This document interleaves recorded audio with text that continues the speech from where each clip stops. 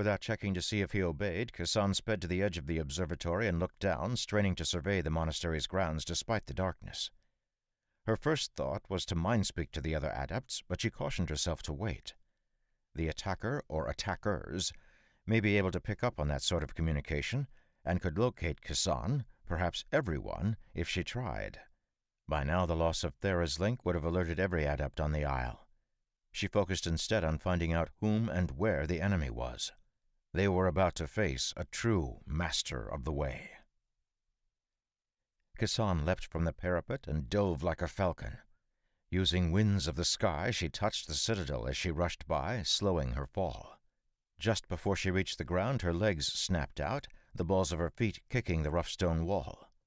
In an instant, her downward velocity transferred into a rotation, and Kassan used that momentum to flip herself, arcing gracefully over and out from the wall.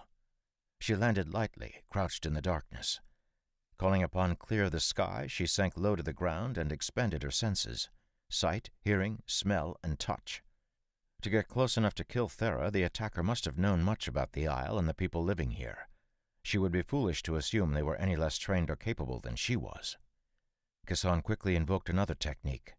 The air next to her began to darken as it separated into two distinct clouds. They sucked in the surrounding air as they sparkled and coalesced. Where Kassan crouched, two duplicates of her now mirrored her stance. The blood of life technique was physically draining, but she needed it now more than ever. "I speak, you obey," she said to them. They nodded and said, "Yes, Master."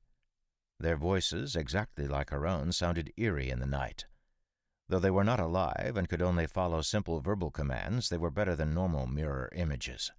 She could create dozens of those, but they lacked substance and could only follow a single order. These were more complex and served two critical needs.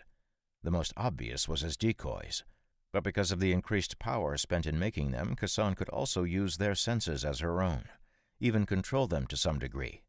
As scouts, they would serve to provide her with tactical information that couldn't be overheard or tracked back to her. Should they be discovered and attacked, they would even die, feeling solid and real. "We will make our way behind the Hall of Adepts." "Yes, Master," the doppelgangers whispered. Kassan looked around. She'd purposely fallen into a shadowed area that was almost pitch black. Her line of sight to the front of the hall was obscured by the building itself. Nevertheless, she'd no doubt the attackers were just around the corner, waiting. Given the circumstances, it was exactly what she would have done. She looked to the duplicate on her right and said, "Walk to the front of this building. Don't stop for anyone." The doppelganger nodded, then stood and started walking around the circular hall. Kassan motioned to the other to follow her, and they started circling the other direction. Her mind opened a path to the way, and whatever the first doppelganger saw became clear. She then moved to the first defensible position she could find, one that had a clear view of the courtyard in front of the hall, but where someone hiding in that area couldn't see her. Through her simulacrum's eyes, she saw the front of the building.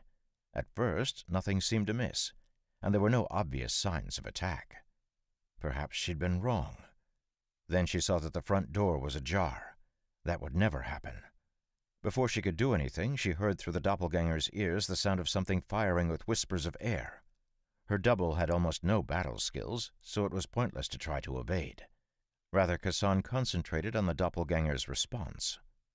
She felt two pinpricks on her own skin. Darts. The grouping was tight, no more than a hand span, and centered on her throat. Within a heartbeat, she felt a numbing paralysis in the doppelganger's body. If those darts had hit her, she would have been helpless. She mentally forced her double to fall facing the door with its eyes open. It collapsed in a heap and turned its head exactly the way she wanted. Now Kassan could watch what happened next. At first, nothing stirred the night. Neither movement nor sound broke the silence. They were waiting for the poison to take effect. Even as she came to this conclusion, two shadows detached themselves from the dark recesses of the doors. They moved quickly, their wide forms blurring with magic. Kassan was shocked at their speed and their ability to use the way. She studied them as one punched a dagger into the base of the skull and the other searched the body. They worked with the practiced efficiency of highly trained thieves. Both finished their gruesome tasks in silence. Hey, folks, I want to thank everyone for being a fan. I love meeting you guys every week, and it's just really, really fun. So, if you get the chance, share this with a friend. If you haven't already and you're seeing this for the first time, just subscribe. Hit the button. Enjoy all the stuff that we can get to you. I know you have a lot of choices to look at a lot of different things. And if you choose here, well, I appreciate that. I look forward to talking to you guys again. Take care.